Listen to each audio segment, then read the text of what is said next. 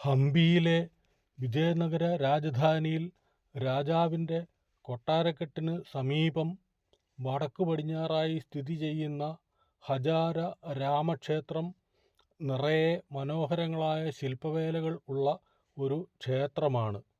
കൊട്ടാര സമുച്ചയത്തിൽ ഉൾപ്പെട്ടതായതിനാലാണ് ഹജാര രാമക്ഷേത്രം എന്ന് വിളിക്കപ്പെടുന്നത്. നിലവിൽ ശ്രീകോവിലിൽ വിഗ്രഹമോ പൂജയോ ഇല്ല. ഉയർന്ന മതിൽക്കെട്ടിനകത്തായുള്ള ക്ഷേത്രം ദേവനും ദേവിക്കും പ്രത്യേകം ശ്രീകോവിലുകളും ഉപമണ്ഡപങ്ങളോടും കൂടിയതാണ്.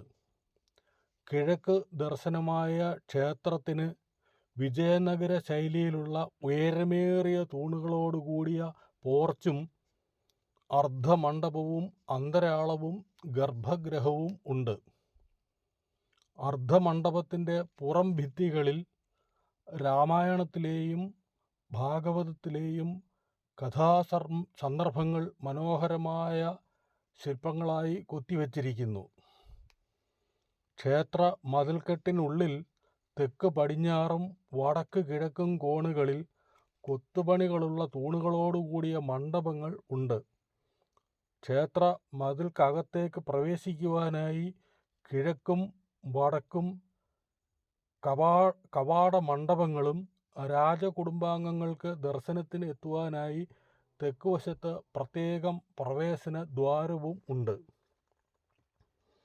അർദ്ധമണ്ഡപത്തിൽ കൃഷ്ണശിലയിലുള്ള 4 തൂണുകളിൽ ഗണേശൻ, മഹിഷാസുരമർദിനി, ഹനുമാൻ, കൽക്കി ഉൾപ്പെടെയുള്ള ദശാവതാരങ്ങൾ തുടങ്ങിയ ശില്പങ്ങൾ കൊത്തിയുണ്ടാക്കി പോളിഷ് ചെയ്ത നിലയിൽ കാണാവുന്നതാണ്.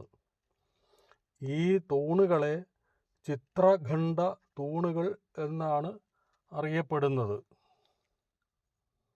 ഇത് ഹജാര രാമക്ഷേത്രത്തെ പറ്റിയുള്ള വീഡിയോയുടെ 1-ാമത്തെ ഭാഗമാണ്.